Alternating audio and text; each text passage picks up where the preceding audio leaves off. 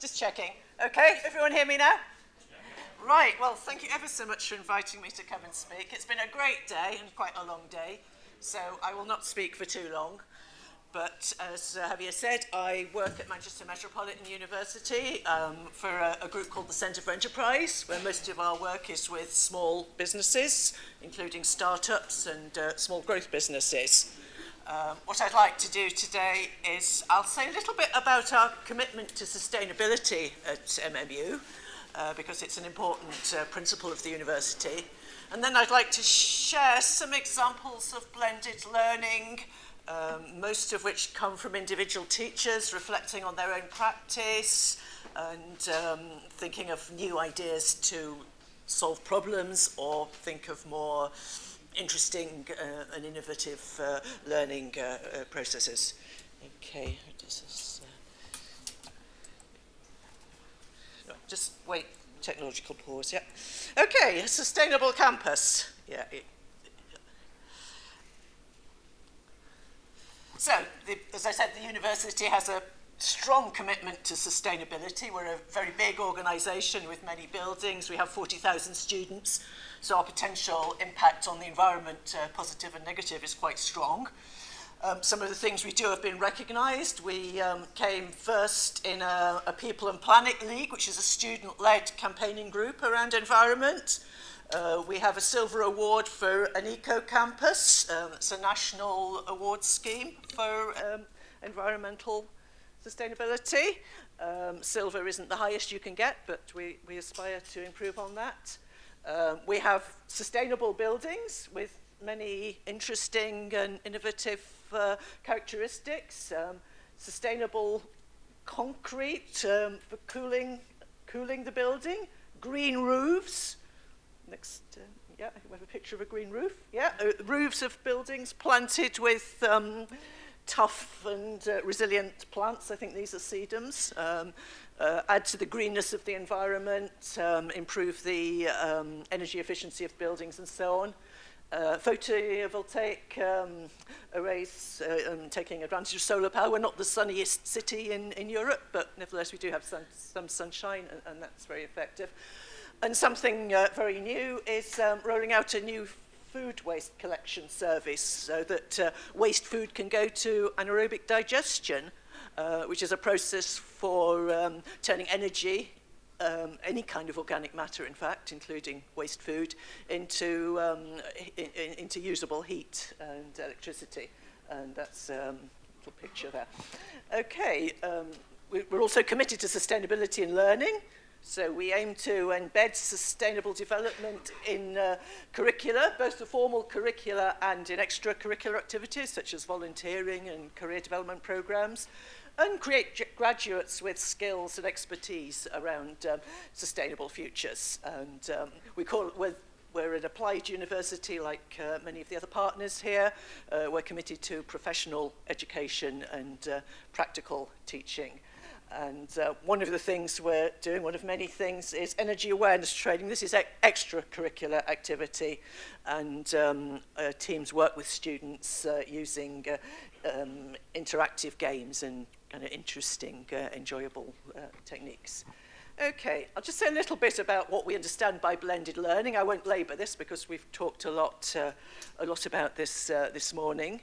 But what is it? Well, for many people, it's using technologies alongside more traditional means of teaching, mixtures of learning environments, integrating student learning inside the classroom with student learning outside the classroom, and using creative tools. So really there's many kinds of blended learning that are used for many different reasons. I'm going to say a little bit now about the reasons why. Well, that picture sort of suggests some of the reasons why blended learning might be a good thing. This kind of rather grey rows of not very excited looking students. So enriching the learning experience, very important. Personalising large classes, and in some of our programs we do have some very large classes, and engaging students can be challenging. So forms of blended learning help with that. Improving responsiveness of tutors, and encouraging forms of informal learning so that students can access resources outside the classroom, and bridging between face-to-face sessions. So some very, very large classroom sessions, students don't have much contact with their tutors or with each other, and forms of blended learning help with that.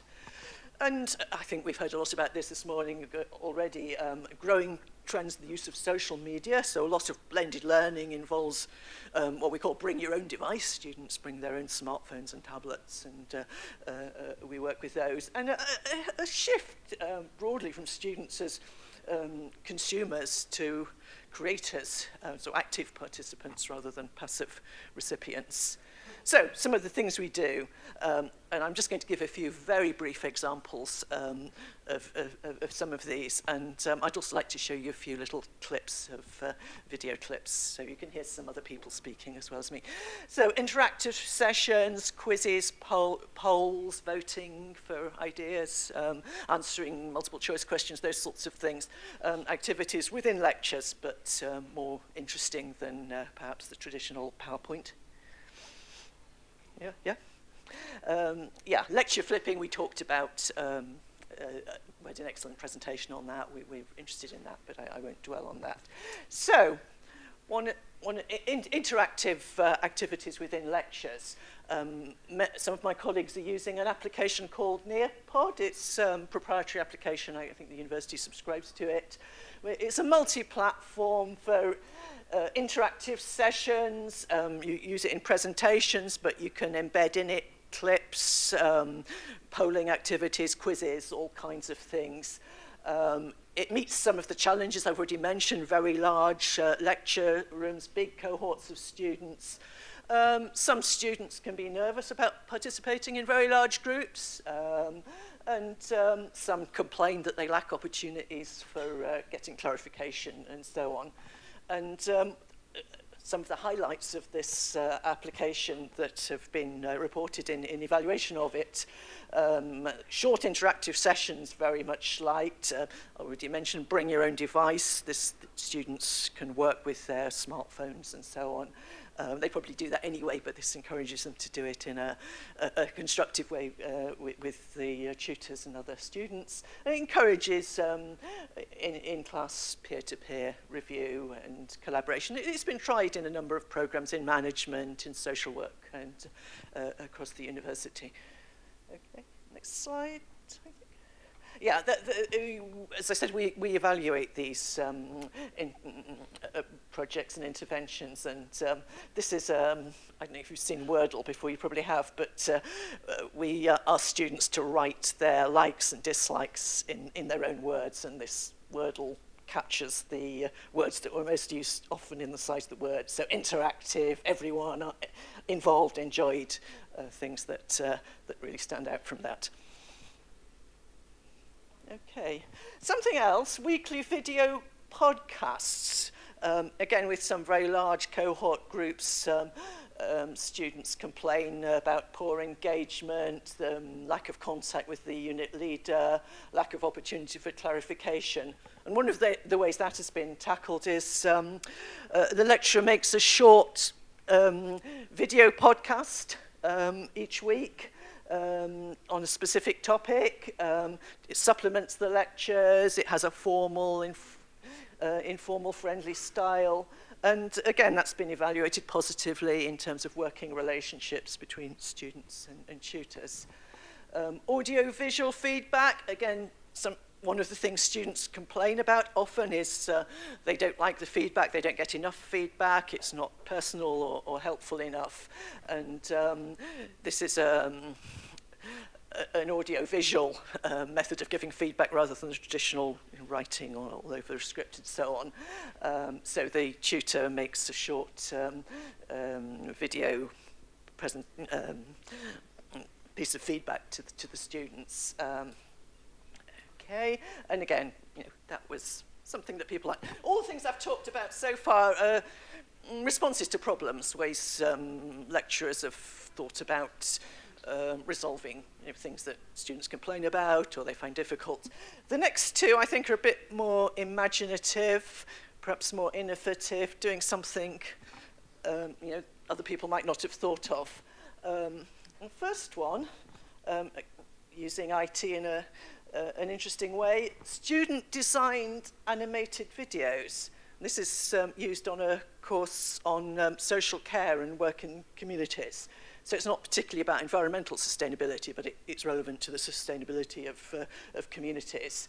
And they piloted this module where students learn how to create animations, little cartoons. They learn to storyboard, they can create characters, they use movement, they often use humor. They use an open source online animation tool, which is free of charge. And it has been used in assessments for that particular program. Part of the assessment for a long time has been asking students to do a PowerPoint presentation. Now, instead of a PowerPoint presentation, they create a 2-minute little animation film. And can we just go to that link? Go back. Yeah, this link here. This link here. This one? Yes, this will, and I think we have to click once more. Yeah, scroll down a little. This is all written up, and if you click on this, this is just an example. The students, yeah, you can see what they did.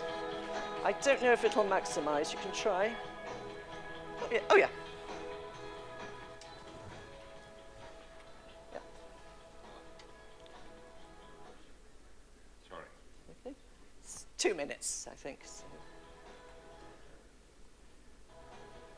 Yeah.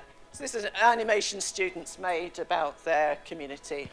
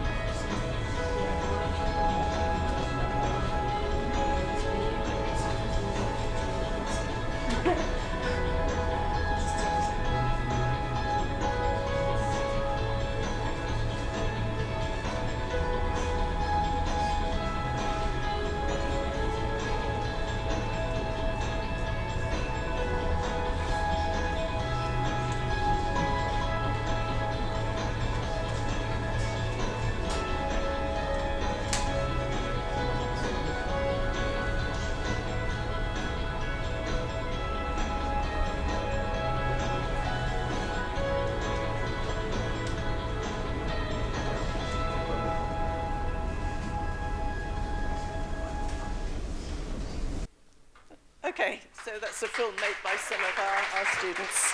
And if I won't play anymore, but if you're interested, there is a link in the slides which where you can look at more of these. The students have given permission for them to be made public. Right, the very last example, it's called a sustainability walk, and it has nothing to do with IT, but it is about taking learning outside the classroom, so I thought I would include it. And I didn't know when I planned this slide that we would have such a wonderful walk in Valencia, in Alcoy, led by the university here, and that was great. So this is an idea, one of my colleagues who teaches finance, finance and accounting, and his particular interest is sustainability. And he thinks students spend too much time indoors, too much time in lecture theatres and so on. He takes them outside the campus on a 3-mile walk around the city of Manchester with a sustainability theme. So he takes them to see the industrial history of Manchester. It's, I think, the oldest industrial city in the world, where the Industrial Revolution started, and there are still remnants of that to be seen. They see the canals, they see the railways, and they see some of the modern problems, including the disposal of city waste, which in a big city like Manchester is a formidable thing. And he talks about, you know, getting students out to not only learn about sustainability, but to see it, to touch it, to smell it. And if I may, I play a little slide. Just how much time have we got left? Yeah.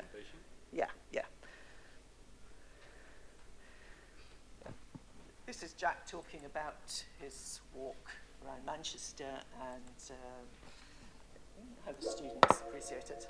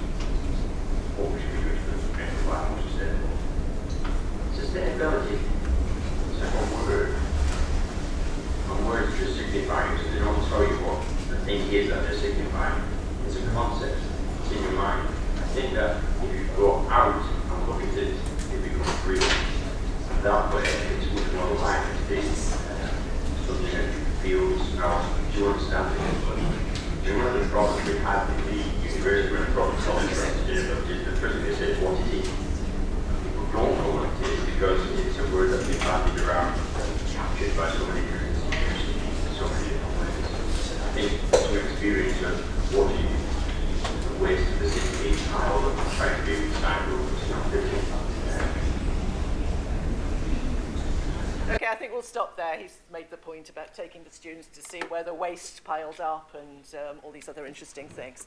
So if you're interested, the link's on the slides and you can see the rest of it. But I think other people want to speak, so I will draw to an end at that point.